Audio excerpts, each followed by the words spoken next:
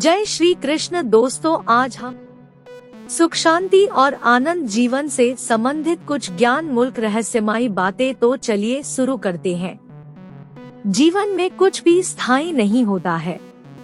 समय के साथ हर चीज बदलती रहती है, तो उसके साथ मनुष्य के विचार और कार्य भी। हर इंसान की इच्छा होती है कि उसके जीवन में सुख शांति और आनंद स्थायी रहे, लेकिन ऐसा होता नहीं है।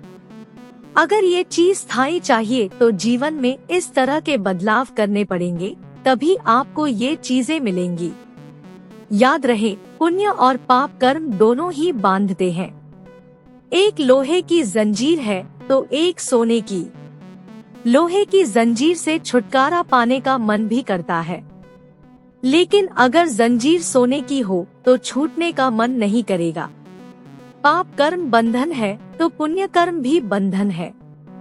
जब तुम सुख में होते हो तो इसमें एक इच्छा होती है, फिर मन करता है कि अब यह परिस्थिति बनी रहे, हमेशा सुख बना रहे।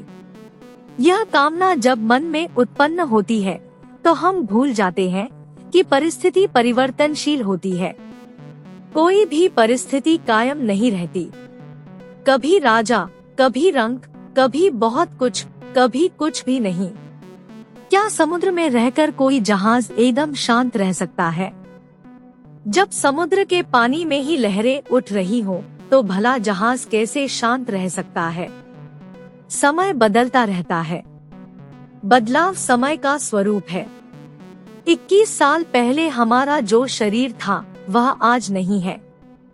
गंगा के घाट पर बैठकर गंगा जी को देखते हो तो तुम्हें लगता है कि गंगा वही है, ऐसा नहीं है। गंगा वही नहीं है, बल्कि घाट वही है। देखते देखते गंगा में बहुत जल बह गया। समय का चक्र चलता ही रहता है। हमारी दृष्टि में वर्तमान, भूत, भविष्य काल ऐसे भेद हो सकते हैं। समय अपने आप में न भूत है, न वर्तमान है, न भविष्य है। सब कुछ समय के भीतर हो रहा है और समय में सब बदल रहा है, लेकिन समय नहीं बदलता। वह अव्यय, अखंड है। यह समय, यह काल परमात्मा का ही स्वरूप है। गीता में कहा गया है कि परमात्मा सबके भीतर है, सबके बाहर भी है। जो भीतर है उसको हम अंतर्यामी कहते हैं और जो बाहर है उसको हम काल स्वरूप कहते हैं। अंतर्यामी है प्रभु। तुम्हारे भावों, तुम्हारे विचारों सबके वह साक्षी है। तुम उनसे कुछ छिपा नहीं सकते। बाहर वह काल स्वरूप है, भीतर है तो तुम्हारी सांसें चल रही है।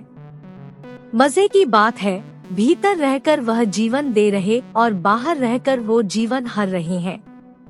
हर सांस के साथ तुम्हारा जीवन नष्ट होता जा रहा है। जिस तरह से प्रकाश और सागर की तरंगे होती है, वैसे ही हम भी एक तरंग है चैतन्य के महासागर की।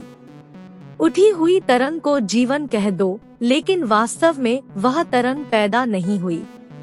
वह उसी चैतन्य के महासागर में तुम्हें दिखी। वह दिखना जब बंद हो गई तो उसको चाहे तुम मृत्यु कह लो। वास्तव में मृत्यु जैसी कोई चीज है ही नहीं। गीता में भगवान श्री कृष्ण समझाते हैं, आत्मा किसी काल में भी न तो जन्म लेती है, न मरती है और न उत्पन्न होकर फिर होने वाली ही है। यह अजन्मी, नित्य, सनातन और पुरातन है। शरीर के मारे जाने पर भी यह नहीं मरती। मनुष्य के जीवन में 3 बातें हैं, शोक, मोह और भय। शोक इसलिए कि आनंद नहीं है, मोह इसलिए कि सुख नहीं है और भय इसलिए कि शांति नहीं है। तुम चाहते हो आनंद, सुख, शांति और ये तीनों स्थायी हो तो शोक, मोह, भय को छोड़ो। ईश्वर हम सभी के हृदय में है, पर हमारा अहंकार उन्हें प्रकट नहीं होने देता। अहंकार को त्यागना है, क्योंकि मन की ऐसी स्थिति में मनुष्य सोचने लगता है कि सब मेरा है। यह विनाश का मूल है। तो दोस्तों, हमारा यह जानकारी अच्छा लगा होगा तो हमारा यह YouTube चैनल सामान्य ज्ञान को लाइक, शेयर और सब्सक्राइब करें। Thank you.